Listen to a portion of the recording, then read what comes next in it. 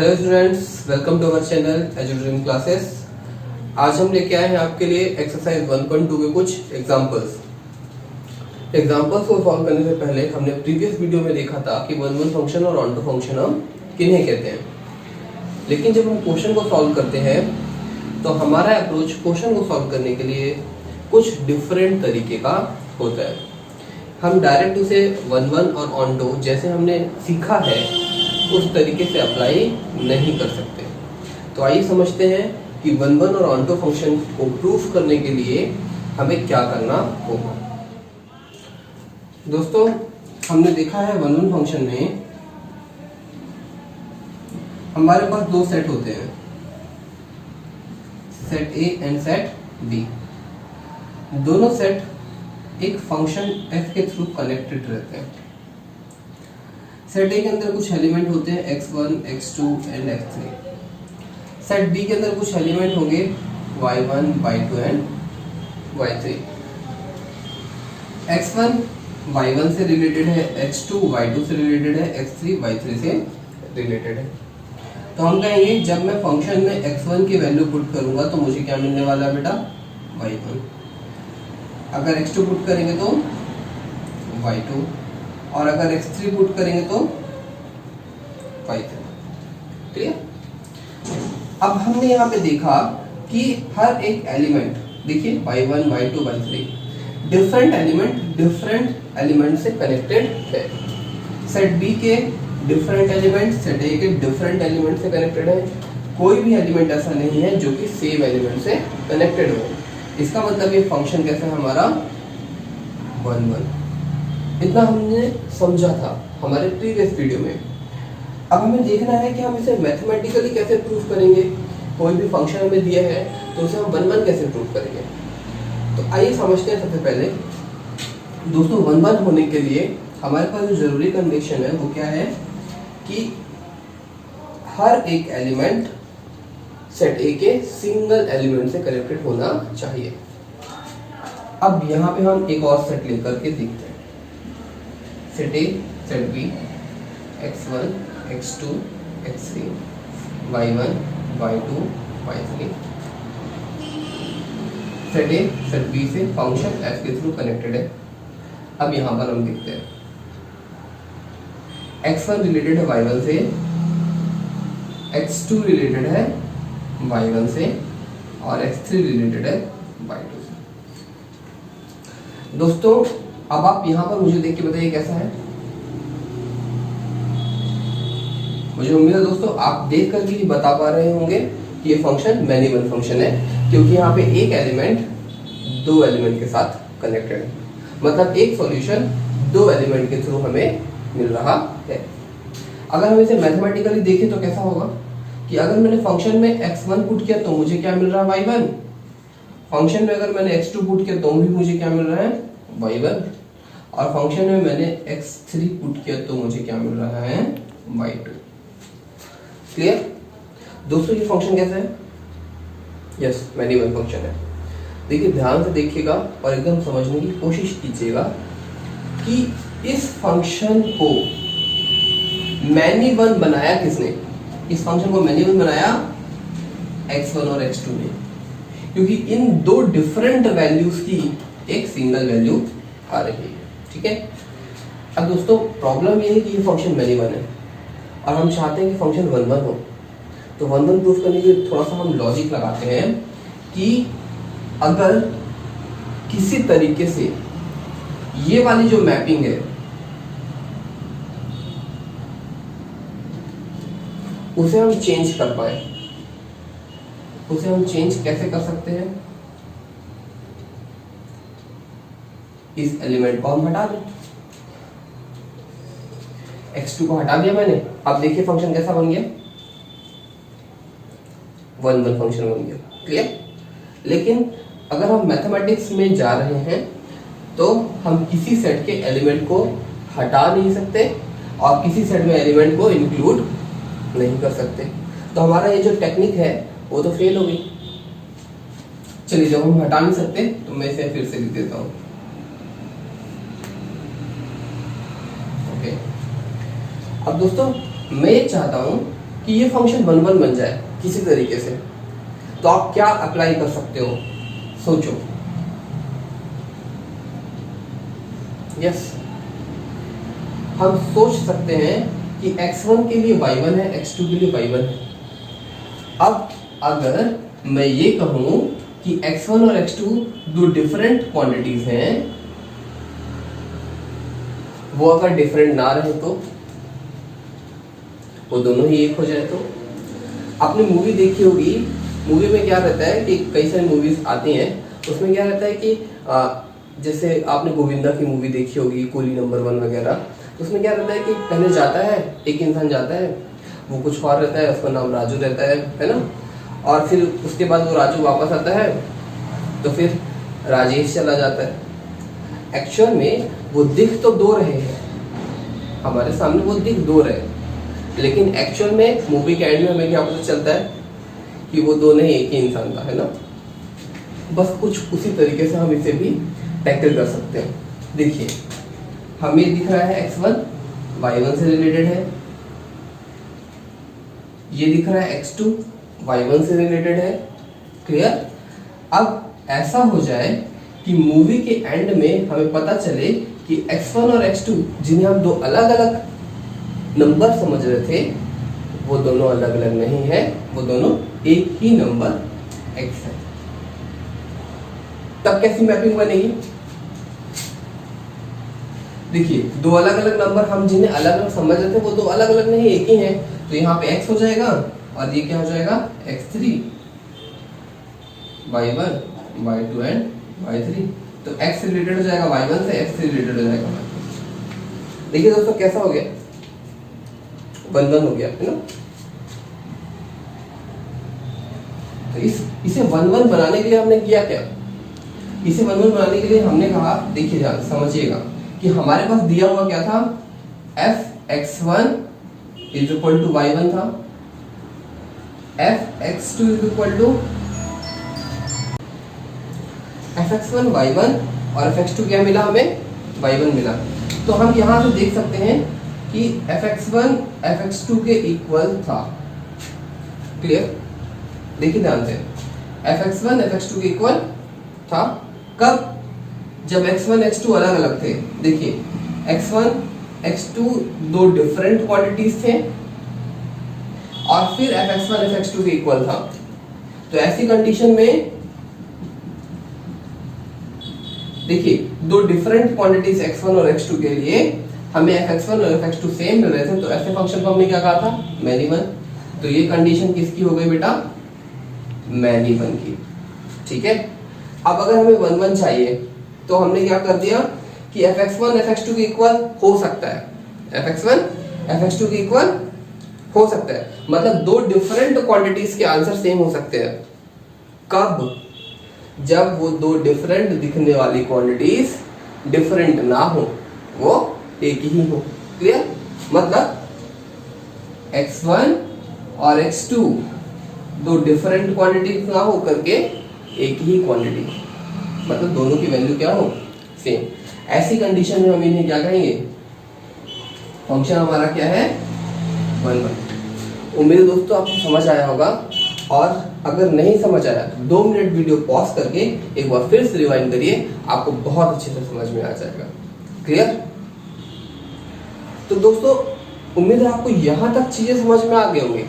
अब हमें क्वेश्चन में क्या करना है कि कोई फंक्शन हमारा 1 1 है, तो उसके लिए हम क्या लेकर के चलेंगे कि सपोज वो 1 1 नहीं है, मतलब fx1 और fx2 दो डिफरेंट वैल्यू, x1 और x2 दो डिफरेंट वैल्यू है, लेकिन उनके लिए हमारे फंक्शन की वैल्यू क्या आ रही है, सेम। इसका मतलब फंक्शन क्या है, मैनी वन है, क्योंकि हमने सपोज किया x1 और x2 दो क्वांटिटीज है, और वो दो अलग अलग क्वांटिटीज होने के बाद दोनों का आंसर क्या आ रहा है, सेम।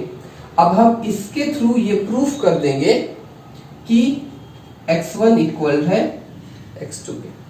अगर x1 x2 के इक्वल है तो हम क्या कह देंगे कि दो डिफरेंट वैल्यू तभी सेम होगी, दो डिफरेंट वैल्यू तभी सेम होगी जब उसके दोनों एलिमेंट सेम होंगे, अदरवाइज नहीं।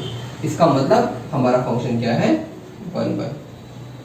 दोस्तों क्वेश्चन में हमें अगर प्रूफ करना है फंक्शन 1 1 है तो उसके लिए एलिमेंट्री जो हमारी नेसेसरी कंडीशन है कि fx1 fx2 के इक्वल तभी हो सकता है 1 1 में जब x1 और x2 दो डिफरेंट नहीं सेम क्वांटिटी हो। क्लियर?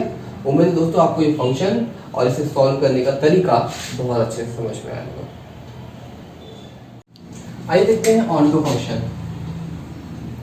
अगर हम क्वेश्चन को सॉल्व करेंगे तो ऑनटो के लिए कैसे डील करेंगे। सबसे पहले हम देखते हैं कि ऑनटो हमने क्या देखा था। दोस्तों यहाँ पे मैं सेट x ले रहा हूँ एंड सेट y।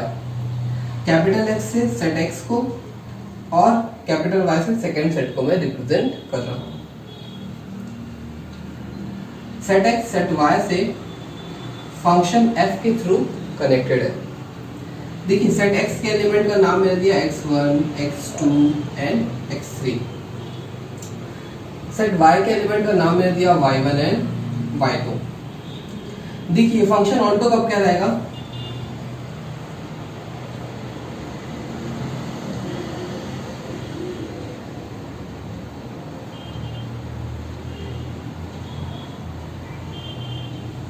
जब इसके सारे एलिमेंट सेट y के हर एक एलिमेंट x के किसी न किसी एलिमेंट के साथ कनेक्टेड हो। क्लियर? ध्यान से देखिए कि अब यहां पर कोई भी ऐसा एलिमेंट बचा नहीं। सेट y के अंदर कोई भी एलिमेंट ऐसा नहीं है जो कि x से रिलेटेड ना हो। ध्यान से समझिएगा कि पूरा का पूरा y हमारे फंक्शन में कंज्यूम हो रहा है। क्लियर? मतलब हर एक y के लिए x प्रेजेंट होना चाहिए। तो उसे हम कैसे लिखेंगे कि टोटल y, देखिए सेट y लिख दिया मैंने यहाँ पे कि set y is equal to f और यहाँ पे लिख दिया मैंने set x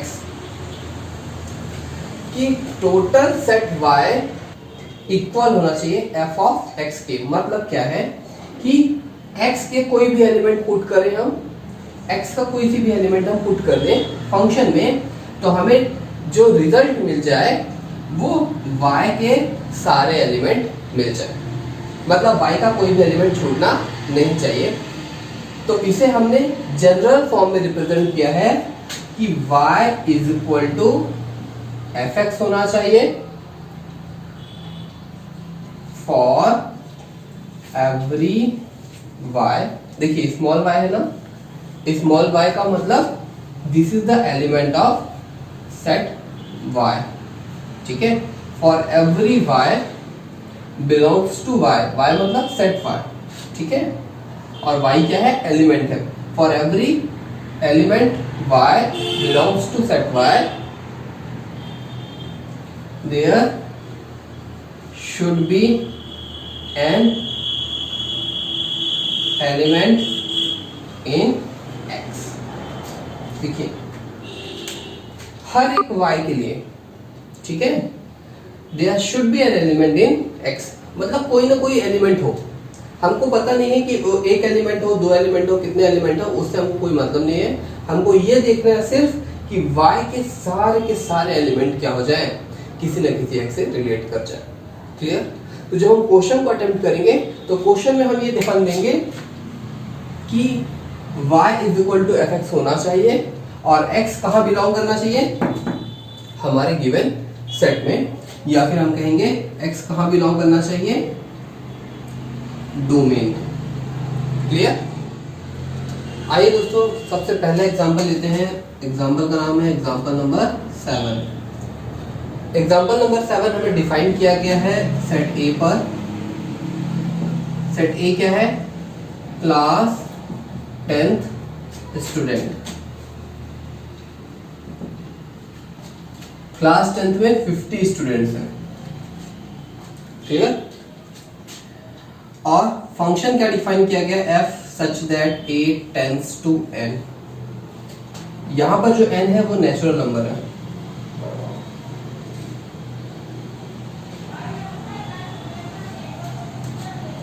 f such that a tends to n means function is applied on set a और रिजल्ट हमें कहाँ मिलेगा? नेचुरल नंबर में। n मतलब नेचुरल नंबर।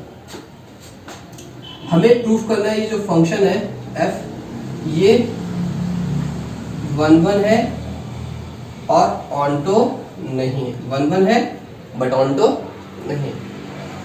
अब फंक्शन क्या है हमारा?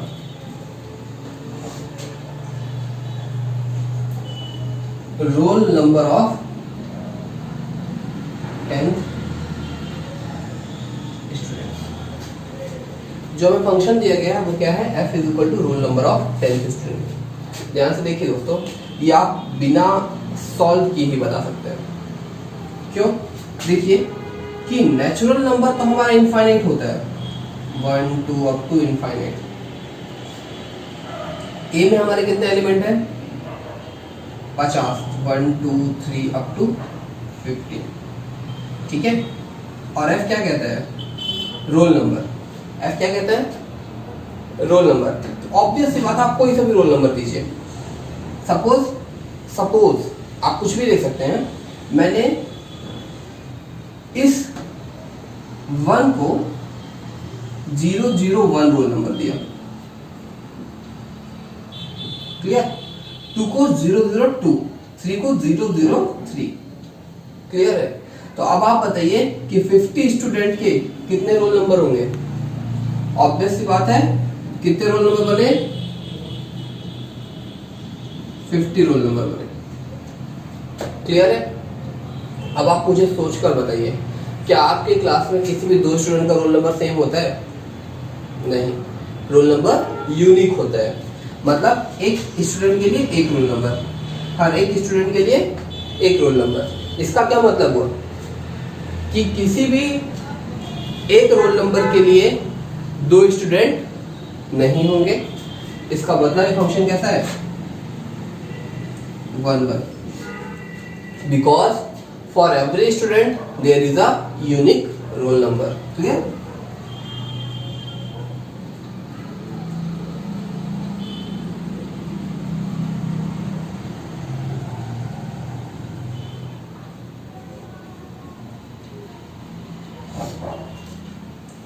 अब ये ऑन्टो है क्या? सोच के बताइए कैसा लग रहा है। देखिए, आपके पास सेट ए में कितने एलिमेंट हैं? 50 एलिमेंट है। नेचुरल नंबर में कितने एलिमेंट हैं? इनफाइनाइट एलिमेंट है। अगर आप एक एक को भी एक एक से कनेक्ट करते जाएंगे तो केवल नेचुरल नंबर के कितने एलिमेंट को आप कंज्यूम कर पाएंगे? 50 एलिमेंट, चाहे कोई से भी। तो अगर मैं एक से स्टार्ट करता हूँ 1 2 3 4, तो 50 स्टूडेंट तक कितने रोल नंबर आएंगे? 50। 51 तो खाली रह गया, 52 खाली रह गया। क्लियर है? तो ऐसे ही हम कहीं से भी स्टार्ट करें। सपोज मैंने 1 जो पहला स्टूडेंट है उसे रोल नंबर दिया 1001। क्लियर? तो 1002, सेकंड को 1002, थर्ड को 1003, तो 1050 तक कवर होगा।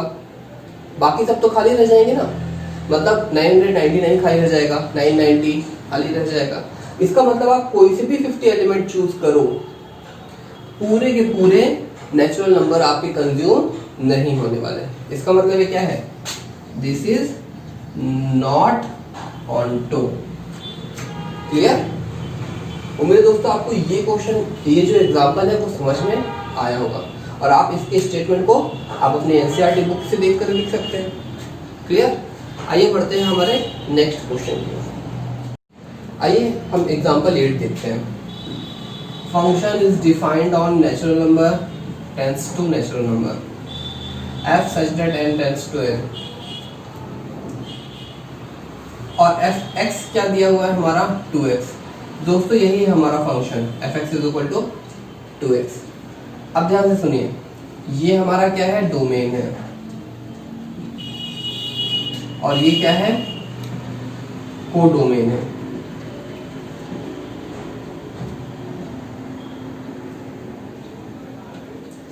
ठीक?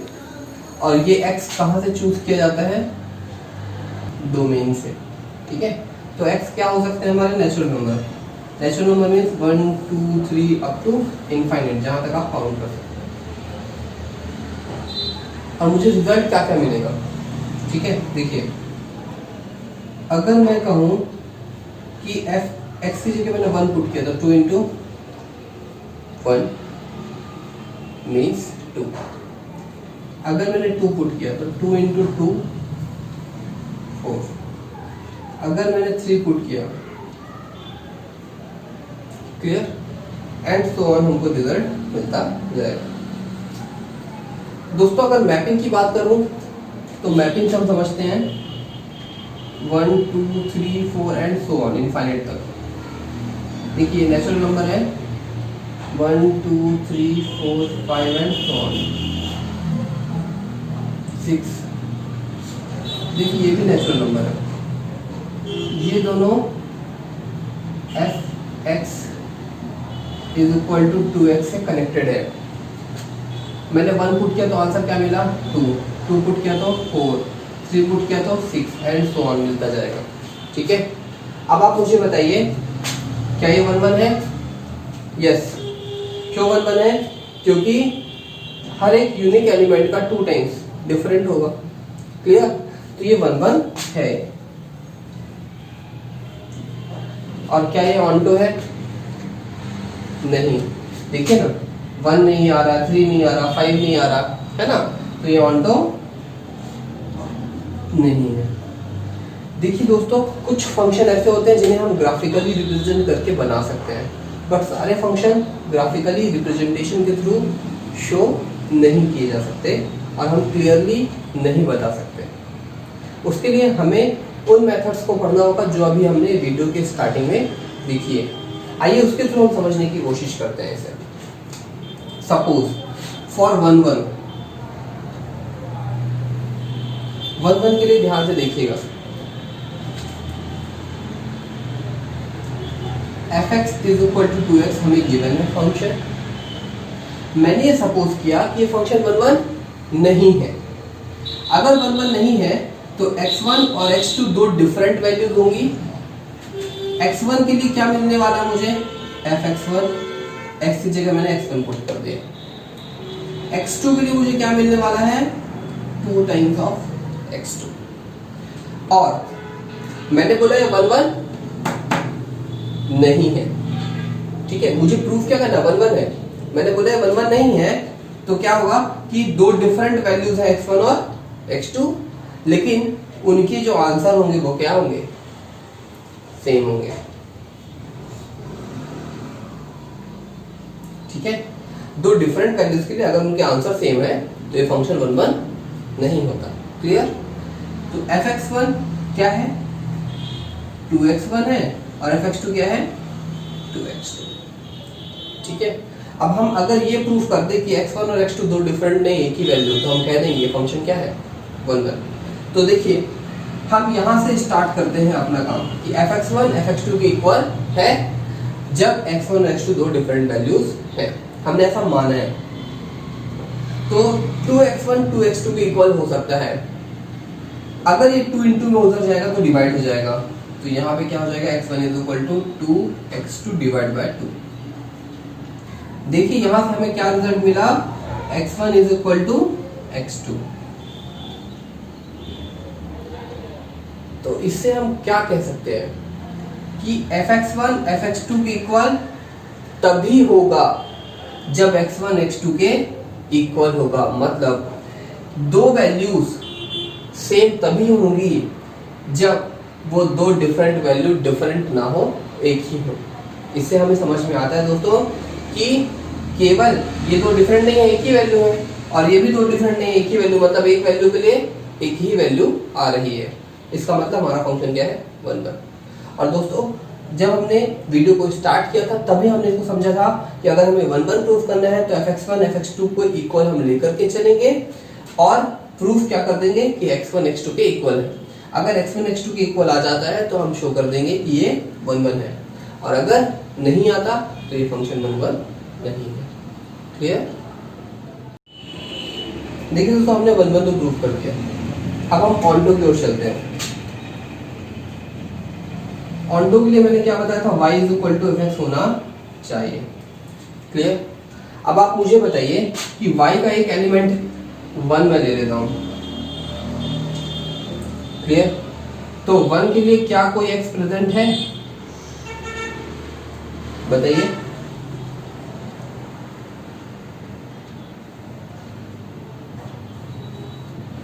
क्या कोई ऐसा x है जिसको 2 से मल्टीप्लाई कर देने पे 1 आ जाए? दोस्तों आप बोलोगे कि यस, x की जगह हम 1/2 पुट कर सकते हैं। क्लियर? बट 1/2 हमारे फंक्शन में एग्जिस्ट करता है क्या? नहीं। देखिए आप क्या सॉल्व करते हैं, ध्यान से देखिए। y is equal to fx होना चाहिए। y मैंने ले लिया 1। क्लियर?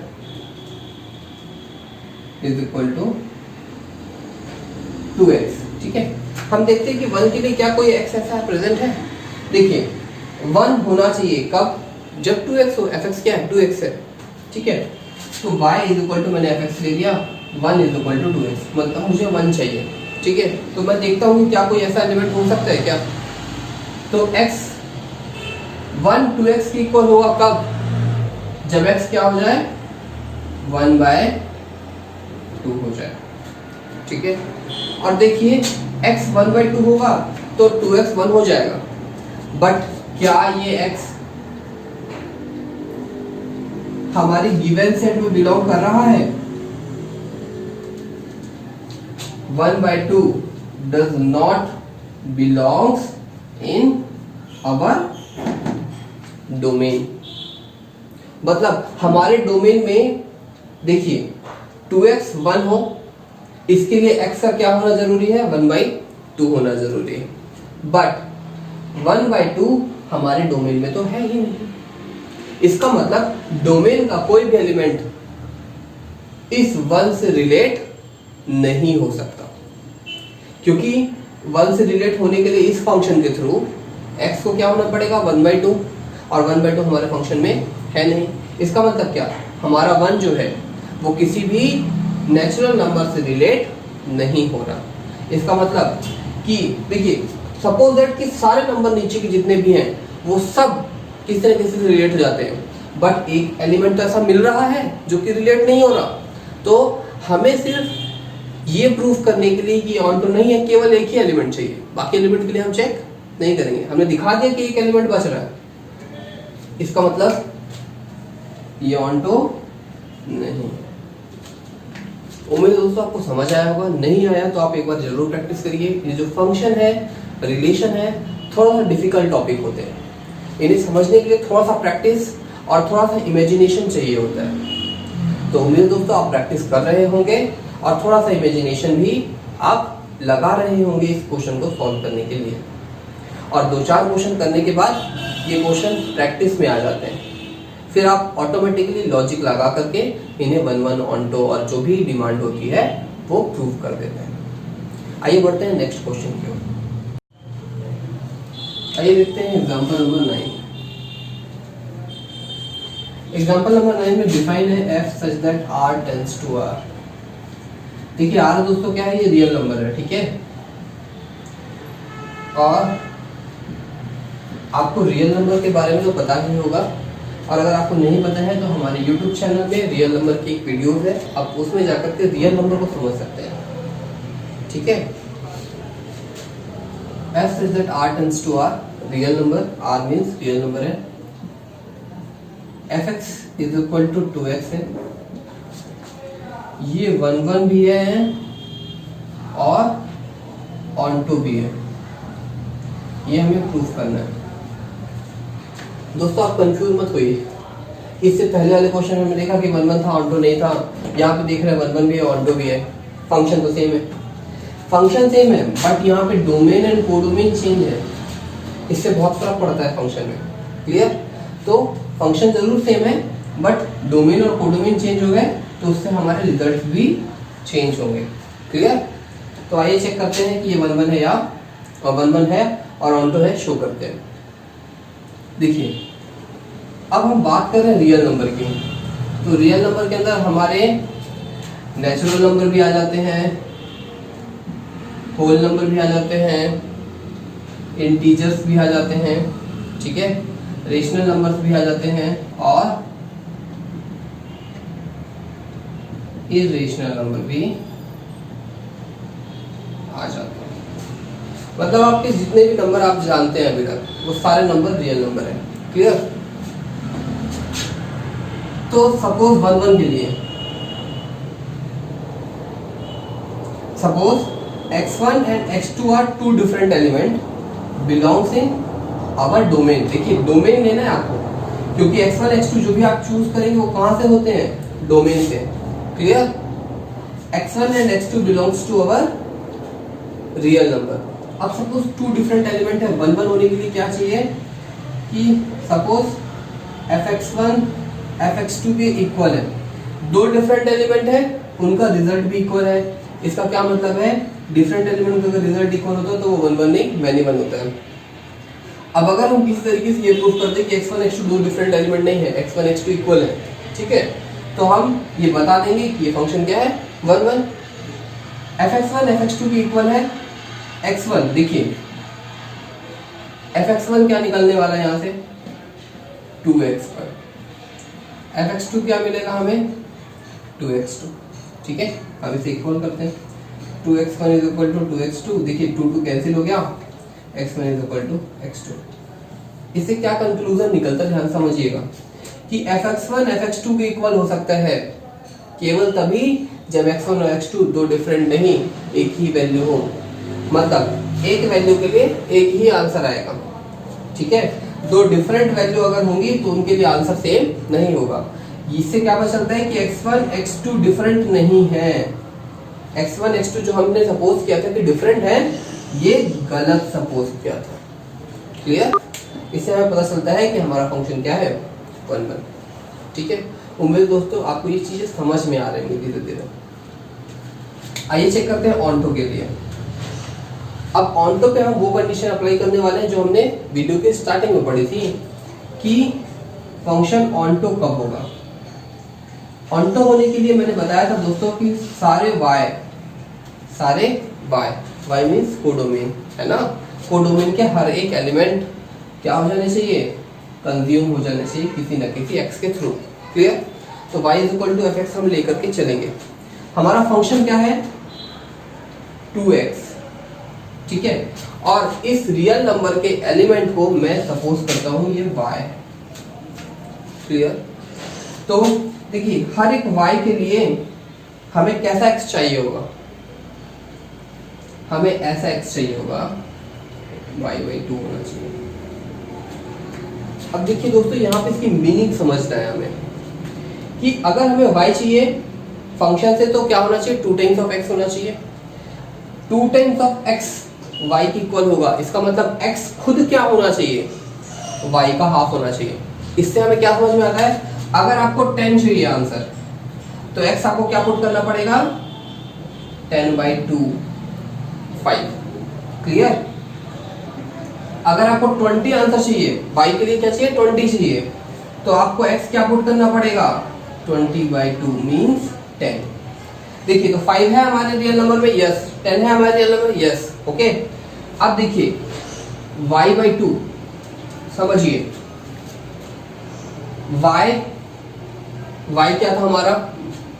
Real number. क्लियर? और इस रियल नंबर को पाने के लिए देखिए इस रियल नंबर को पाने के लिए हमें x कैसा चाहिए है? x y/2 चाहिए। क्लियर? अच्छा ध्यान से सुनिए, y/2 रियल नंबर होगा कि नहीं होगा? अगर y एक रियल नंबर तो y/2 रियल नंबर होगा कि नहीं होगा? और अगर y/2 एक रियल नंबर है तो वो इस डोमेन में एग्जिस्ट करेगा कि नहीं करेगा? देखिए डोमेन हमारा क्या है? रियल नंबर है। तो डोमेन में देखिए हर एक y के लिए, समझिएगा, हर एक y के लिए हमें x कैसा चाहिए होगा? y/2 टाइप का। और y/2, y एक रियल नंबर तो y/2 भी एक रियल नंबर होगा। और हम अपना डोमेन चेक करते हैं कि y/2 हमारे डोमेन में मिलेगा कि नहीं मिलेगा। यस, आप कोई सा भी y/2 पुट कर सकते हैं। ठीक है, तो y/2 हमारे रियल नंबर में मिल जाएगा। क्लियर है? इसका मतलब ये फंक्शन कैसा है? ऑनटो फंक्शन है, क्योंकि हर एक y के लिए x एग्जिस्ट कर रहा है। क्लियर? उम्मीद दोस्तों आपको ये चीजें समझ में आई होंगी। और मैं इसको थोड़ा सा और एक्सप्लेन करने की कोशिश करता हूँ। सपोज अगर ये हमारा function f such that n tends to r होता, तो क्या ये ऑनटो होता?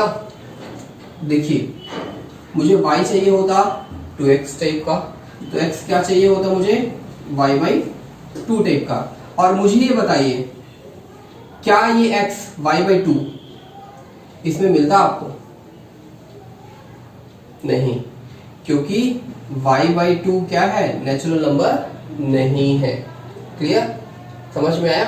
y/2 नेचुरल नंबर में बिलोंग नहीं करता। और अगर देखिए, तो इसका क्या मतलब हुआ कि x को y/2 होना पड़ेगा। अगर आपको हर एक y को कवर करना है तो x को क्या होना पड़ेगा? y/2। और y/2 होने के लिए उसे कहाँ बिलोंग करना पड़ेगा? क्या वो नेचुरल नंबर बिलोंग कर पाएगा? नहीं, y/2 नेचुरल नंबर नहीं है। मतलब हम हर एक y के लिए नेचुरल नंबर में एलिमेंट नहीं पा सकेंगे। क्लियर? इसका मतलब ये ऑनटो फंक्शन नहीं होगा। क्लियर? उम्मीद दोस्तों आपको समझ में आया होगा। नहीं आया है तो थोड़ा सा आप वीडियो को पॉज करिए, रिवाइंड करिए और समझने की कोशिश करिए। और फिर भी अगर नहीं समझ में आता तो आप हमें कमेंट बॉक्स पे कमेंट करिए, हम आपको और अच्छे तरीके से समझाने की कोशिश करेंगे। थैंक यू दोस्तों, आज के लिए इतना ही। हम मिलते हैं नेक्स्ट वीडियो में।